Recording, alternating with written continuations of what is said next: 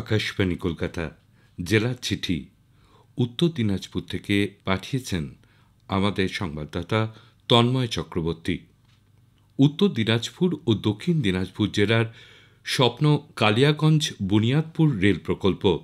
Rail প্রকল্পের কাজ যাতে দ্রুত শুরু হয় তার জন্য রেলের তরফ থেকে উত্তর দিনাজপুরের জেলাশাসক সুরেন্দ্র কুমার মিনাকে জমি অধিগ্রহণের জন্য চিঠি পাঠানো হয়েছে। রায়গঞ্জের সাংসদ কার্তিক চন্দ্র পাল এক সাংবাদিক সম্মেলনে বলেন, রেলমন্ত্রী অশ্বিনী বৈষ্ণব তাকে এবং বালুরঘাটের সাংসদ তথা শিক্ষা প্রতিমন্ত্রী সুকান্ত মজুমদারের কাছে এ বিষয়ে চিঠি পাঠানো হয়। কালিয়াগঞ্জ বুনিয়াদপুর রেল প্রকল্পটি সম্পূর্ণ হলে যাতায়াত আরও সহজ হবে। এই প্রকল্পটি রেল দপ্তরের অনুমোদন পায় 2010 সালে। সেই সময় এই রেলপথ তৈরির জন্য ব্যয় ধরা হয়েছিল 380 কোটি টাকা, যার মধ্যে 76 কোটি টাকার কাজ ইতিমধ্যেই শেষ হয়েছে। এই রেল প্রকল্পের কাজ সম্পন্ন হলে দক্ষিণ দিনাজপুর থেকে শিলিগুড়ির দূরত্ব প্রায় 50 কিলোমিটার কমবে বলে অনুমান।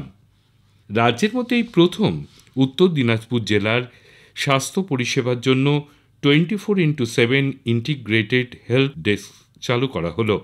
জেলা স্বাস্থ্য ও পরিবার কল্যাণ দপ্তরের উদ্যোগে এবং জেলা প্রশাসনের সহযোগিতায় এটি চালু করা হয়েছে। যোগাযোগ নম্বর 8367839200। আপৎকালীন পরিস্থিতি, অ্যাম্বুলেন্স বা গর্ভবতী মহিলাদের নিশ্চয়যান পাওয়ার ক্ষেত্রে বিভিন্ন স্বাস্থ্য পরিষেবার বিষয়ে বিশদে জানতে গুরুত্বপূর্ণ ভূমিকা নিতে চলেছে এই হেল্প ডেস্ক। এখানে স্বাস্থ্য পরিষেবা সংক্রান্ত যে কোনো অভিযোগও নথিভুক্ত করা যাবে। উত্তর দিনাজপুরের জেলাশাসক সুরেন্দ্র কুমার মিনাকে বিশেষভাবে সম্মানিত করা হবে। কেন্দ্রীয় সরকার 24 জন IAS আধিকারিককে সম্মানিত করবে। কোভিড মহামারী, মহাকুম্ভ সুষ্ঠুভাবে পরিচালনা, লোকসভা নির্বাচন সুষ্ঠুভাবে পরিচালনা সহ বিভিন্ন বিভাগে গুরুত্বপূর্ণ কাজ করেছেন এমন 24 জন IAS আধিকারিককে তালিকাভুক্ত করা হয়েছে। নীতিগত হস্তক্ষেপ এবং অটল প্রতিশ্রুতির মাধ্যমে সাধারণ মানুষের জীবনে যারা ইতিবাচক পরিবর্তন আনতে সক্ষম হয়েছেন তাদের এই সম্মান দেয়া হবে। উত্তর দিনাজপুরের পিছিয়ে পড়া ব্লকগুলিতে পড়ুয়াদের বিদ্যালয়মুখী করতে জ্ঞানালয় প্রকল্প চালু করেছেন জেলাশাসক সুরেন্দ্র কুমার মিনা। পাশাপাশি কোভিডের সময়ও ভ্যাকসিন নিয়ে তিনি পৌঁছে গিয়েছিলেন ভুটান সীমান্তে।